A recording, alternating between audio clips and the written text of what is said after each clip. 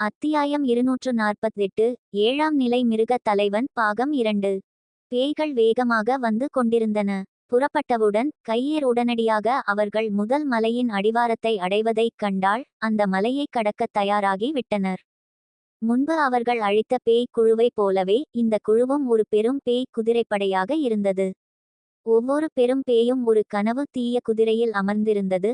அவை ஆழமான சிவப்பு ஒளியை வெளிப்படுத்தின. இந்த கண்ணை கவரும் தோற்றம் இல்லாவிட்டால் ஹான் டாவோசி இவ்வளவு தொலைவில் இருந்து அவர்களை கண்டிருக்கவே முடியாது. 33 பேய்களை எண்ணிய கையேர் பக்கவாட்டில் இருந்து மெதுவாக அருகில் சென்று எதிரிகளின் எண்ணிக்கையை உறுதி செய்தாள். ஹான் டாவோசி சொன்னது சரியாகவே இருந்தது. ஒரு பெரும் பேய் மற்றவர்களை விட வலிமையாக தெரிந்தது. அவன் முந்தைய பேய் தளபதியை விடவும் உருவத்தில் பெரியவனாக இருந்தான். முக்கியமாக அவனது முதுகில் ஒரு சாய்ந்த வவ்வால் இறக்கை இருந்தது. அவன் ஏறியிருந்த கனவு தீய குதிரை தரையில் காலடி எடுத்து வைக்கும் போது நெருப்பு துண்டுகளை வெளியேற்றியது. எப்போதாவது சிவப்பு ஒளி வீசியது, சூடான கரி போல. இது குறைந்தபட்சம் 6ஆம் நிலை மந்திர மிருகமாக இருக்க வேண்டும். மேலும் இது பேய் தளபதியின் துணையாக இருந்ததால் அந்த தளபதி 7ஆம் நிலையில் இருக்க வேண்டும். கையேரும் லாங் ஹாவோசனும் ஒருமுறை 7ஆம் நிலையின் ஆரம்பத்தில் இருந்த ஒரு இரத்தவெறி பீட்டாவை கொன்றிருந்தனர். ஆனால் இந்த முறை அவர்களுக்கு அவ்வளவு அதிர்ஷ்டம் இல்லை. மேலும் அவர்கள் லாங் ஹாவோசனின் நீலமலை ஒளியின் மலர் ஆகியவற்றின் வெடிக்கும் ஆற்றலையும் கையேரின் சம்சார ஆவி அடுப்பையும் இணைத்து பயன்படுத்த வேண்டியிருந்தது. உண்மையான வலிமையை பொறுத்தவரை லாங் ஹாவோசனும் கையேரும் மிகவும் திறமையானவர்களாக இருந்தாலும் அவர்கள் இருவரும் இணைந்து 6ஆம் நிலையின் நடுப்பகுதியில் உள்ள ஒரு பேயை மட்டுமே எதிர்கொள்ள முடியும். இந்த 7ஆம் நிலையில் உள்ள பேய் இனி ஒரு பேய் தலைவராக மட்டும் இல்லை, மாறாக ஒரு பேய் தலைவனாக இருந்தான். ஒரு வார்த்தை வித்தியாசத்தில் வலிமையில் வானத்தையும் பூமியையும் புரட்டி போடும் வேறுபாடு இருந்தது. இந்த பேய் தலைவன் தனது கையில் ஒரு பெரிய ஆழமான சிவப்பு வாளை வைத்திருந்தான். அவனது கண்களில் இருந்து இருண்ட சிவப்பு ஒளி பிரகாசித்தது. கையேருக்கு அவனது வலிமையில் எந்த சந்தேகமும் இல்லை. ஒரு அசாசினுக்கு மிக முக்கியமான அடிப்படை பண்பு எப்போதும் குளிர்ந்த மனதுடன் இருப்பது. எந்த சூழ்நிலையிலும் ஒரு அசாசின் மிகுந்த எச்சரிக்கையுடன் செயல்பட வேண்டும். கையேருக்கு ஒரு எளிய இலக்கு இருந்தது: எதிரியை மெதுவாக்குவது மற்றும் வாய்ப்பு கிடைத்தால் தன்னால் முடிந்தவரை அவனை கொல்வது. மறைவாக இருந்த கையேர் மலையுடன் ஒரு உருவமாக இணைந்தவள் போல இருந்தாள். மனித இருப்பின் எந்த அடையாளத்தையும் வெளிப்படுத்தவில்லை. அவளை விட மிக உயர்ந்த பயிற்சி பெற்ற ஒரு அசாசினால் கூட இந்த அளவு மறைவாக இருக்க முடியாது.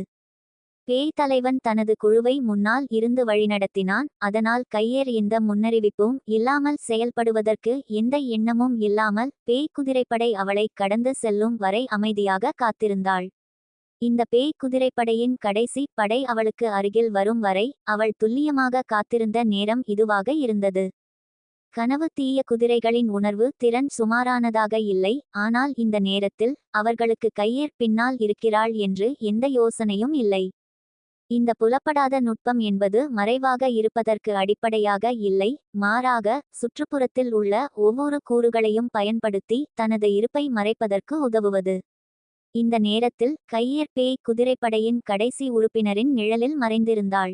இரவு மங்கலாக இருந்தாலும் வானத்தில் நிலவும் நட்சத்திரங்களும் ஒளிர்ந்து கொண்டிருந்தன. அதனால் கையேர் அவசரமாக செயல்படவில்லை, மாறாக மலையேற தயாராக இருந்த இந்த பேய் குதிரைப்படையை அமைதியாக பின்தொடர்ந்தாள்.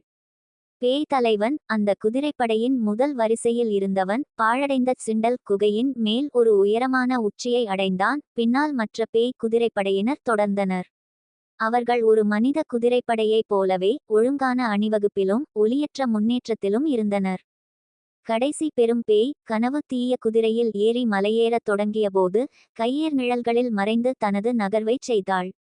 எந்த முன்னறிவிப்பும் இல்லாமல் திடீரென வேகமாகச் சென்றாள். எதிரிகளால் கண்டறியப்படவில்லை. அவள் கடந்து சென்ற கனவு தீய குதிரை கூட அவளை கண்டறியவில்லை.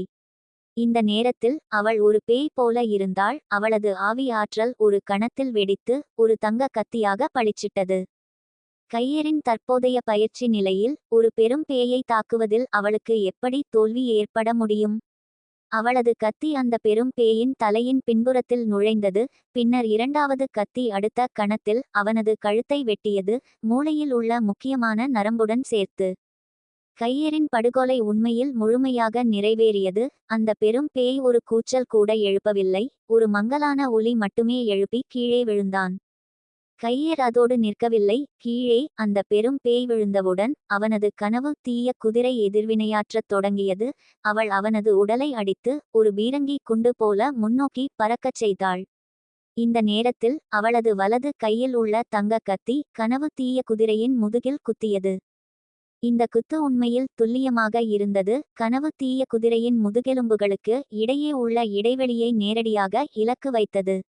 அவளது ஆவி ஆற்றலை ஆதிக்கத்துடன் உட்செலுத்தி கனவு தீய குதிரை ஒரு துயரமான கூச்சலை எழுப்பி முற்றிலும் முடமாகி தரையில் விழுந்தது. இந்த கனவு தீய குதிரை ஏற்கனவே போராடும் திறனை இழந்திருந்ததால் அதற்கு எதிர்த்தாக்க வாய்ப்பு கொடுக்காமல் கையர் அந்த பெரும் பேயின் உடலை ஒரு திரையாக பயன்படுத்தி உடனடியாக இருளில் மறைந்தாள். ஒரு அடிக்கு பிறகு பின்வாங்குவது, உற்சாகமாக தொடர்ந்து போராடுவதில் முனைப்பு காட்டாமல் இருப்பது, இதுதான் இந்த சூழ்நிலையில் ஒரு சிறந்த அசாசின் செய்ய வேண்டியது. இப்படி திடீரென தாக்கப்பட்டதால் பெரும் பேய் குதிரைப்படை உடனடியாக குழப்பத்தில் ஆழ்ந்தது. பேய் தலைவன் முதலில் திரும்பி ஒரு கர்ஜனையுடன் பேய் மொழியில் ஒரு வார்த்தையை கத்தினான். உடனே அவனது உடல் முழுவதிலிருந்து ஒரு இருண்ட சிவப்பு ஒளி பரவி குதிரைப்படையில் உள்ள அனைத்து பெரும் பேய்களையும் உள்ளடக்கியது. ஒவ்வொரு கனவு தீய குதிரையின் காலடியிலும் 2 மீட்டர் விட்டத்தில் ஒரு இருண்ட சிவப்பு வளையம் விரிந்தது. இந்த பேய் உண்மையில் தலைவன் என்ற பெயருக்கு தகுதியானவனாக இருந்தான், ஏனெனில் இது ஒரு அதிர்ச்சியூட்டும் பரப்பு விளைவு கொண்ட பலப்படுத்தும் திறனாக இருந்தது. இதற்கிடையில் பேய் தளபதியின் இரத்தச் சிவப்பு கண்கள் சிவப்பு குண்டுகள் போல பிரகாசித்தன. கையர் பறந்து சென்ற திசையை உடனடியாக துழாவின. அவனது கையில் உள்ள பெரிய சிவப்பு வாள் ஒரு கண்கவர் ஒளியுடன் பிரகாசித்தது. பேய் தலைவனின் கண்களில் உள்ள சிவப்பு ஒளி ஒரு ஆய்வு திறனாக இருந்தது, ஆனால் துரதிர்ஷ்டவசமாக அவன் தேடிய இலக்கை கண்டறியவில்லை. கையர் முற்றிலும் இருளில் மறைந்து விட்டவள் போல இருந்தாள். பேய் தலைவனின் கண்களில் ஒரு கொடூரமான பார்வை தோன்றியது. அவன் ஒரு கூச்சலுடன் பேய் குதிரைப்படை மீண்டும் பயணத்தை தொடர்ந்தது. ஒரே வித்தியாசம் என்னவென்றால் இந்த முறை பேய் தலைவன் முன்னணியில் இருக்கவில்லை, மாறாக அணியின் நடுவில் இருந்தான்.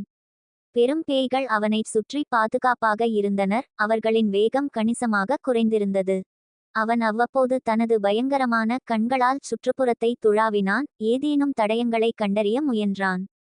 நிச்சயமாக கையர் இன்னும் அங்கிருந்து வெளியேறவில்லை, இருளில் மறைந்து கொண்டிருந்தாள். இந்த பேய் தளபதி அவளை கண்டறிய முடியவில்லை, அவ்வளவுதான். ஒரு பேய் வீரனின் மரணம் அவர்களின் அணியை பைத்தியமாக்குவதற்கு போதுமானதாக இல்லை, மாறாக அவர்களின் பாதுகாப்பை பலப்படுத்தியது. இதிலிருந்து கையேர் கண்டறிந்தாள், அணியின் நடுவில் இருந்த பேய் தலைவனை தவிர இந்த பெரும் பேய்களில் 6ஆம் நிலையில் உள்ள 2 பேய் தளபதிகளும் இருந்தனர். அந்த நேரத்தில் ஒருவன் முன்னால் ஒருவன் பின்னால் இருந்து அணியின் தலை மற்றும் வால் போல செயல்பட்டு கையருக்கு மற்றொரு ஆச்சரிய தாக்குதலை நடத்துவதை இது மிகவும் கடினமாக்கியது. பேய் தளபதி முற்றிலும் கோபமடைந்து அந்த பெரும் பேயின் உடலை சேகரிக்கவோ கடுமையாக காயமடைந்த கனவு தீய குதிரையை கவனிக்கவோ உத்தரவிடவில்லை. இந்த கடுமையான மற்றும் கோபமான தோற்றத்தின் பின்னால் கையரின் தடயங்களை கண்டறிய தனது உணர்வுகளை தொடர்ந்து மையப்படுத்தி ஒரு வெறுப்பு நிறைந்த பார்வை இருந்தது. இந்த நேரத்தில் பெரும் பேய் குதிரைப்படையின் முதல் வரிசைகளில் இருந்து ஒரு மென்மையான கூச்சல் எழுந்தது. பேய் தலைவனும் முன்னால் இருந்த பேய் தளபதியும் விரைவாக எதிர்வினையாற்றினர், கிட்டத்தட்ட ஒரே நேரத்தில் குதித்தனர். 7ஆம் நிலையின் தளபதியாக எதிர்பார்க்கப்பட்டபடி திடீரென வெடித்தபோது அவன் ஒரு இரத்தச் சிவப்பு பந்து போல தோன்றினான். கனவு தீய குதிரையின் முதுகிலிருந்து குதித்து தனது கனமான வாளை உயர்த்தினான். அவனது குரல் மின்னல் போல வெடித்தபோது அவனது இரத்தச் சிவப்பு பெரிய வாள் வானில் அசைக்கப்பட்டு ஒரு கண்கவர் இரத்தச் சிவப்பு ஒளியுடன் துர்நாற்றம் வீசும் வாசனையுடன் வெளிப்பட்டது. இந்த அடி 10 மடங்கு மீட்டர் பரப்பை உள்ளடக்கியது, மலையின் பாறைகளை ஒரு சத்தமும் இல்லாமல் உடைத்தது. இரத்த ஒளி சுற்றுப்புறத்தை உள்ளடக்கியது, மலையின் பாறைகளை உருக்கி பாதாளத்தில் இருந்து வெளிவரும் எரிமலை குழம்பு போல இருந்தது. துரதிர்ஷ்டவசமாக இந்த பேய் தலைவன் எவ்வளவு வலிமையானவனாக இருந்தாலும் அவனது தாக்குதல் இலக்கை அடைய வேண்டும். அவனது அடி பெரும் ஆற்றலை கொண்டிருந்த அதே நேரத்தில் அவனது பின்னால் ஒரு கூச்சல் ஒலி எதிரொலித்தது. பேய் தலைவன் திடீரென திரும்பி மங்கலான இரவில் மெதுவாக மறையும் நிழலை பார்த்தான். 6ஆம் நிலையில் உள்ள பேய் தளபதிகளின் தாக்குதல்கள் வானில் தவறின. மற்றொரு பெரும் பேயின் தலை அவனது கனவு தீய குதிரையின் முதுகிலிருந்து உருண்டு விழுந்தது. அவனது கண்கள் உயிரற்றவையாக தோன்றின. ஹவு. இந்த முறை பேய் தலைவன் உண்மையில் முற்றிலும் கோபமடைந்தான். காது கூசும் கர்ஜனையை வெளியிட்டு உடனடியாக ஒரு தொடர் மந்திரங்களை உச்சரித்தான். அவனிடமிருந்து ஒரு கருஞ்சிவப்பு ஒளி வெடித்து முழு பெரும் பேய் குதிரைப்படையையும் உள்ளடக்கிய ஒரு தடித்த கருஞ்சிவப்பு மேலங்கியாக மாறியது. இந்த முறை கையேர் மற்றொரு ஆச்சரிய தாக்குதலை நடத்த விரும்பினால் முதலில் அவனது பாதுகாப்பை கடக்க வேண்டும். கையேர் மனதில் ரகசியமாக பெருமூச்சு விட்டாள். இவன் உண்மையில் 7ஆம் நிலையின் வலிமை மிக்கவனாக இருக்கிறான். இவ்வளவு குறுகிய நேரத்தில் இப்படி ஒரு சரியான முடிவை எடுக்க முடிந்தது. பேய் தலைவன் இந்த பரப்பு இலக்கு பாதுகாப்பு மந்திரத்தை பயன்படுத்தாவிட்டால் அவளுக்கு இந்த குழுவை மறைமுகமாக தாக்க பல வழிகள் இருந்திருக்கும். இந்த பரப்பு விளைவு பாதுகாப்பு மந்திரத்தை வெளியிட்ட பிறகு பேய் தலைவன் பெரும் பேய் குதிரைப்படையை மலை ஏறுவதற்கு வேகப்படுத்தினான். கனவு தீய குதிரைகள் தங்கள் முழு ஆற்றலுடன் விரைந்தன. உடனடியாக பாழடைந்த சிண்டல் குகையின் பின்புறத்தை அடைந்தன. கையேர் மேலும் ஆச்சரிய தாக்குதல்களை நடத்த முடியாததால் பதட்டமடையவில்லை. அவர்களின் குழுவை அமைதியாக பின்தொடர்ந்தாள். இன்னும் முழு ஆற்றலுடன் செல்ல வேண்டிய நேரம் இல்லை. கனவு தீய குதிரைகள் உண்மையில் வேகமாக இருந்தன. மேலும் இடமும் அவ்வளவு செங்குத்தாக இல்லை. அவர்கள் பாழடைந்த சிண்டல் குகையின் இடத்தை நெருங்கி வந்தனர். முன்னால் ஒரு பெரிய முள் மற்றும் களி பகுதி திடீரென தோன்றியது. அது குறைந்தபட்சம் 1 மீட்டர் உயரத்தில் இருந்தது. மிகவும் கடினமாக இருந்தது. முன்னால் இருந்த பெரும் பேய்களுக்கு வேறு வழியின்றி தங்கள் ஈட்டிகளை பயன்படுத்தி ஒரு பாதையை திறக்க வேண்டியிருந்தது. இதனால் அவர்களின் வேகம் கணிசமாக குறைந்தது. அணியின் நடுவில் அமர்ந்திருந்த பேய் தலைவனின் கண்களில் சிவப்பு ஒளி மின்னியது. சில வார்த்தைகளை கத்தியவுடன் 6ஆம் நிலையில் உள்ள பேய் தளபதி உடனடியாக செயல்பட்டு தனது நீண்ட ஈட்டியை உயர்த்தி ஒரு இருண்ட சிவப்பு தீயை வெளியேற்றினான். உடனடியாக இந்த முள் மற்றும் களி குழுவை எரித்தான். இந்த முள்ளம்பரப்பு எரிக்கப்பட்ட அதே நேரத்தில் பெரும் பேய் குதிரைப்படையின் அணியின் நடுவில் இருந்து ஆற்றல் அலைகள் தோன்றின மற்றும் ஒரு பெரிய வெள்ளி வெண்மை ஒளி அதிலிருந்து வெடித்தது. விண்வெளி ஒரு வலிமையான கிழிக்கும் ஆற்றலுக்கு உட்பட்டது. இதனால் சில கனவு தீய குதிரைகள் கனைத்து குதித்தன. அவற்றின் உடல்கள் சிவப்பு ஒளியுடன் மின்னின. ஆனால் பேய் தலைவன் வெளியிட்ட பாதுகாப்பு பரப்பு மந்திரத்தால் அவை துண்டுகளாக கிழிக்கப்படவில்லை.